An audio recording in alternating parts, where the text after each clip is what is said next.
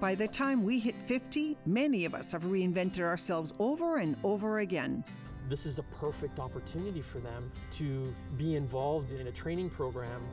Sometimes we're forced to hit the reset button. And I started thinking there's better ways to make this work. I can find something to do that I would love, and I could work for myself and reinvent myself yet again.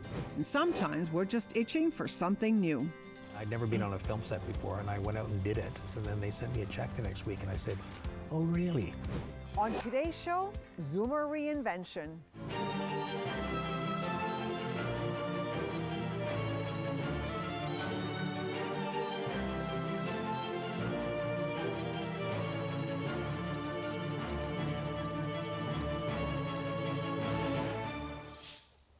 Zoomers were the original job-hopping generation, averaging 12 jobs before the age of 50.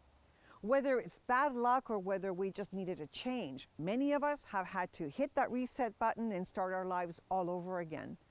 Today, I'm meeting 4 Zoomers who have reinvented themselves, and I want to ask them, what does it take to start all over again later in life? I'm on my way to meet Gavin Buhr, a chap I met about some 20-some years ago on a film set. I was extras casting. He was an up-and-coming performer who became a stunt performer. I'm curious to know how that career affected his body and how he's reinvented himself. I'd never been on a film set before, and I went out and did it. And it was hilarious because I just ran around with a gun for a couple of days, and then they sent me a check the next week, and I said, oh, really? Thank you very much. Now, so you reinvented yourself from a shy kid, former athlete, into a stunt performer. And how long were you doing stunts, Gavin? Oh, from the age of, believe it or not, I went into stunts when I was 35. Like athletes, most stunt performers have short careers. The toll that job takes on your body is punishing. Stunt performer, coordinator, what's happened to your body through all this time? And I know people have gone through way worse than me, but I limp because I need to limp. And I've had probably a dozen concussions by now, and a lot of knee operations. And so I've paid the price, and but I didn't end up in a wheelchair. Didn't end up with a cane or a walker, and so I still look reasonably normal, but believe me, my body feels it.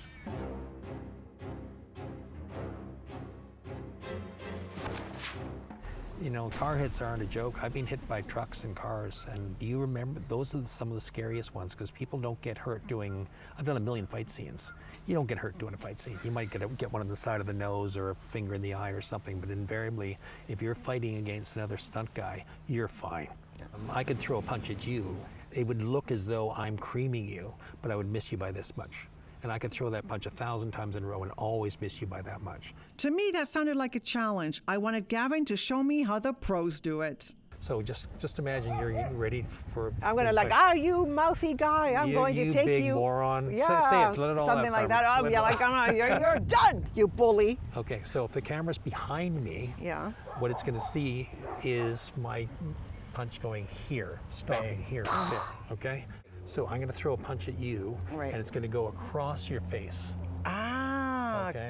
So what he's going to see. And I react the same way. He's going to see exactly what we want him to see, which is me hitting you there. And as soon as my punch gets here, you have to see it. When it gets to your eyes, yeah, you have to turn.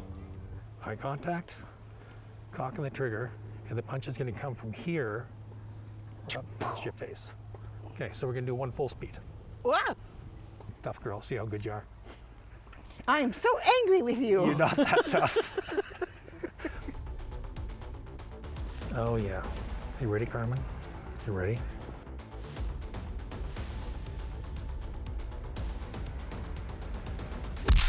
Whoa. Beautiful. Oh. Awesome, that's great. And the Academy Award goes to Gavin Buhr for stunt coordinating. No, sweetie, sorry. You were good. Oh my God, I don't think I could do this all day. So you're 65. You don't have to retire. You can, but you're not going to, really. You obviously like it. What do you see in the next 20 years? Getting my body slowly back in shape, because I keep the BC medical system going. Trust me, everything is slowly being fixed up, and feet, knees, especially my back, my everything. So I want to get back in reasonably good shape, get back in competing in other sports. You were good? That was good. So that was just what Thank you needed. you. Ow! Easy. Hurt me too, Jesus. Well, that's the beginning and the end of my stunt career. When we come back, we meet a Zoomer who's helping the most vulnerable get a new start in life. I started the culinary school in a homeless shelter where we used food that we generated from the suppliers. I developed a lesson plan and then we fed the individuals within the homeless shelter.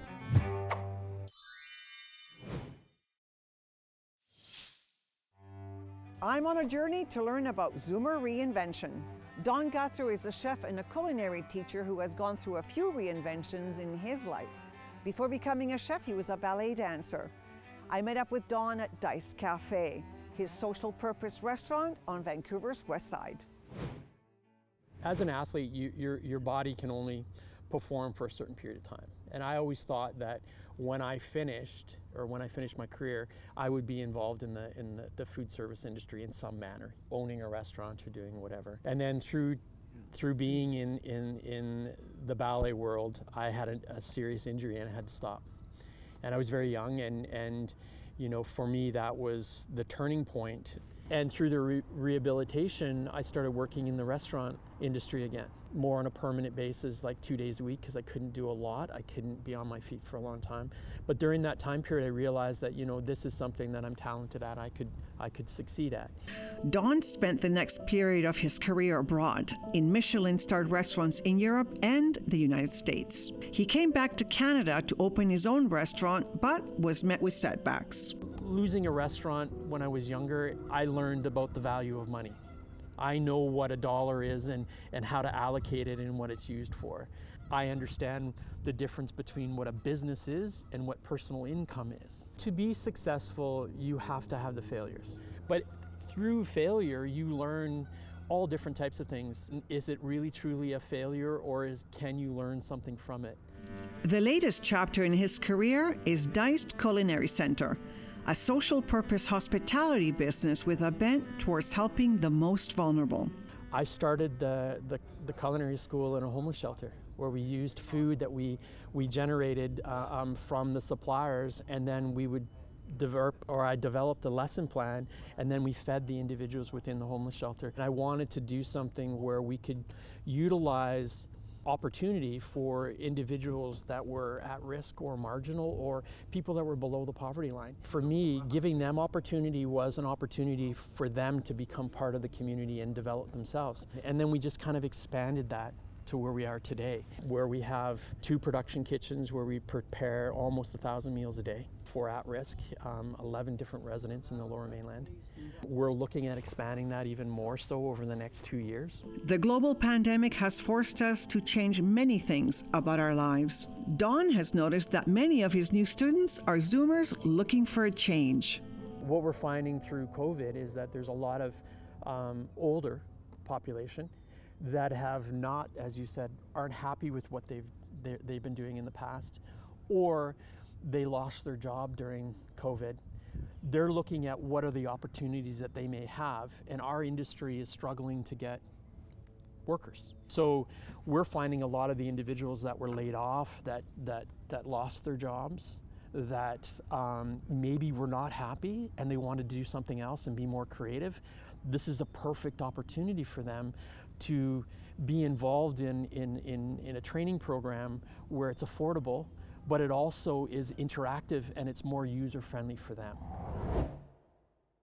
Sometimes reinvention happens because we just need a change. Other times, because we need to be saved from ourselves. I looked up at him from that prison floor. I was sick, going through withdrawal, and in a moment of clarity, I just said, I never want to see a kid go through this.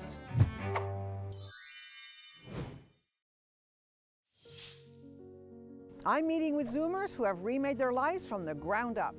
Joe Calendino has not just reinvented himself, he went from gangster to youth mentor. Videographer Dean Atwell went to meet with him in Surrey.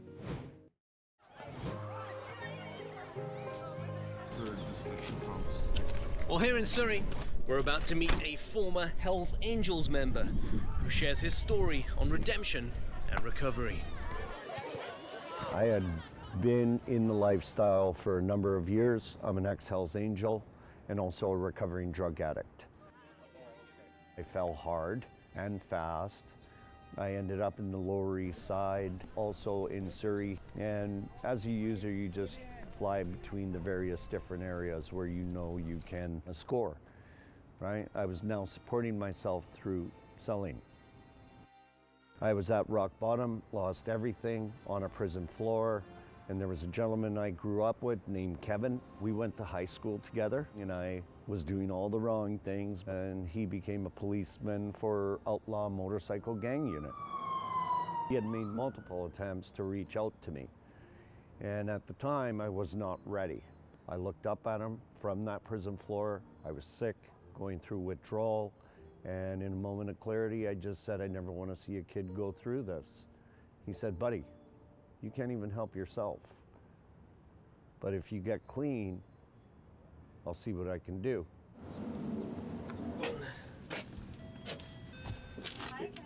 It's Joe from Yobro. Thank you. As you can imagine, there was a lot of pushback. You know, for an ex-full patch member, recovering drug addict, to walk into schools and now have these discussions with kids through presentations, through activities, through programs, you know, it was a journey. You know, here we are, 11 years after the fact, now working with over 1,000 kids per week. And you're gonna start with jumping jacks? No, we'll jog first. Yeah, jog then. He'll do it, he knows. I've been with Yobro for a little over 3 years now. I found out about Yobro through Joe presenting at one of my schools, and I had a friend who was involved, and he helped me get a volunteer opportunity, and I loved it ever since. I love engaging with the youth, and I feel like we're doing a very positive impact with them, so I just kind of sticked ever since. I was looking death in the eyes, and I did not create this journey. This journey was created for me, right? This is bigger than me. And now we have charity and giving back to kids and, you know, people that believe in what we're doing. So whether I believe there or there, there's got to be something.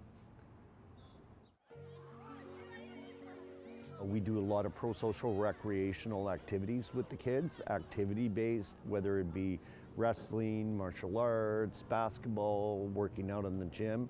We like to stay within the school domain. Step through, cross, roll. Understood? Yes, sir. 3, 2, 1. Our core value is not only do we give back to the children, we make an investment in the children. And if we're willing to do that, the children will stay engaged. And they are truly the ones that are going to take the organization to the next level when it's time for me to say goodbye. My last stop is with Sandra Thomas. Sandra was a journalist for over 20 years, and much of that time she spent as a travel writer.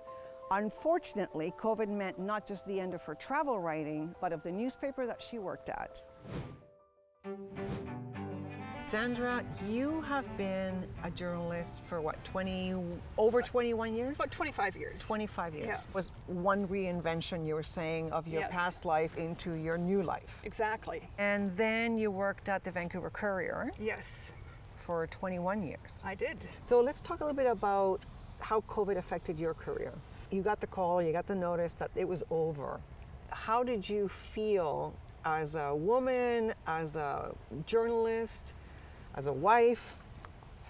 Sorry, it's Yeah. still tough. Yes. Well, I just knew that I would never work in journalism again. Sorry. Don't worry, it's all good. We So, know. yeah, it was really hard because of my age. I knew that nobody would ever hire me as a journalist, so I had to reinvent myself. Initially, Sandra kept the bills paid by writing content for brands and online outlets. As I said to my husband, there's no sleeping in. I'll be up at 7 every morning. I can do whatever I can do it is. this. And I started thinking there's better ways to make this work. I can find something to do that I would love, and I could work for myself and reinvent myself yet again. Where did that reinvention effort lead you? When my mother-in-law died last year, we went to put an obituary in one of the local Vancouver papers, and it was going to be $3,000. And we just thought that was ridiculous, and I thought, there's got to be a better way to do this. Sandra has since launched a website, youreverlastingwords.com. I can either write an obituary and post it on my website, or you can write the obituary and post it on my website at a fraction of the cost of what it would cost you. And so my thought also was living obituaries. I mean, I think that you should have the final say when it comes to your obituary.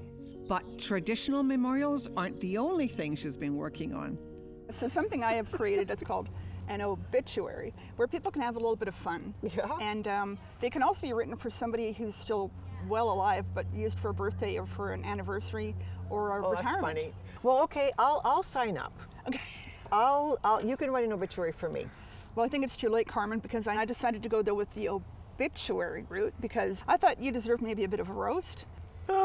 You're scaring me right now. So. Oh my gosh, okay. Carmen and her younger sister Rosario led charmed lives growing up in Spain in the home of the Archbishop, who also happened to be their great uncle. Rosario says even as a very young child, Carmen was never one to take no for an answer. Just one example of that determination was the time a very young Carmen, walking with a group of her friends, came across a candy store. The kids had no money, but Carmen wanted candy and was not going to let a little thing like a lack of cash stop them from getting some. So they went into the store, each picked a piece of candy, and Carmen told the store owner to put it on her uncle's tab, and the Archbishop would come in later to pay for it.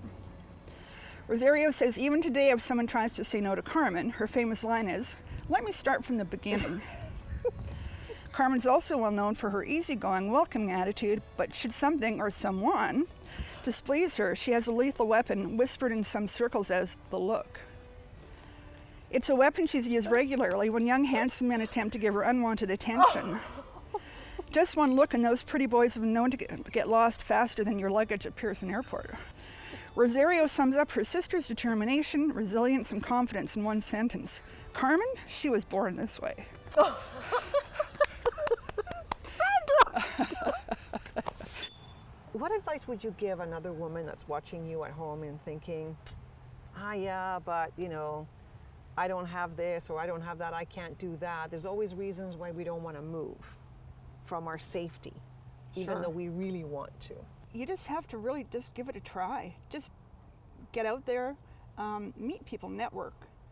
You just have to put that fear of rejection aside and just get yourself out there. Well, that just about does it for the show, but we can't leave before we visit with Chef Julian Bond. He's back in the kitchen giving us healthy, affordable, and Zoomer-friendly recipes. I'm gonna take this roast and dice it up. I'm gonna get twice as much meat as this for the same money, and we're gonna make a stew with rutabagas.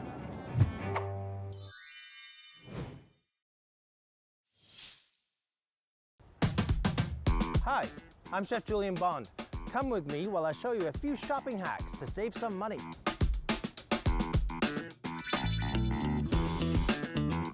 You know, when it comes to beef and you look at the counter, it can be kind of scary, especially when you're looking to make a stew at home. Most supermarkets have the meat already diced for you. It's great and it's convenient. The problem is, if you take this diced beef versus a roast, this costs $8 a kilo more than this entire roast. I'm gonna take this roast and dice it up. I'm gonna get twice as much meat as this for the same money.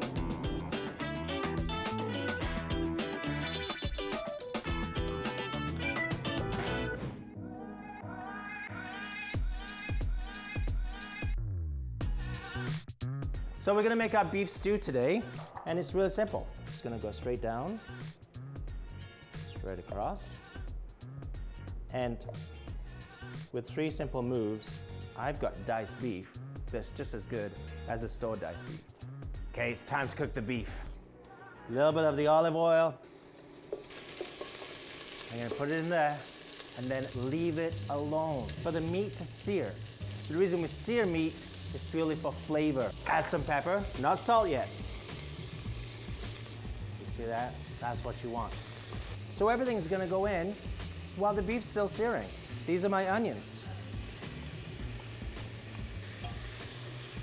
And then add your mushrooms. These mushrooms, are just cut in half. Tomato paste. So this is gonna start coating everything. We have a little bit of oil in there, so I'm gonna do what we call a singeing of flour, just a little bit, just a dusting, and that's gonna add a little bit of richness to our stew. A bouillon. You can dissolve it in water first, or you can add it directly in there. Oh, that's so good. So what you would do at this stage, cover and let that simmer for about an hour. This is where I'm gonna add 2 ingredients, my rutabaga and a little bit of salt. I'm gonna close the lid and we're gonna come back in 1 hour. And you can see everything is cooked beautifully. Now you can add a vegetable, green beans, peas, a simple, delicious stew. You don't see this, but I'm surrounded by people and they're all drooling right now.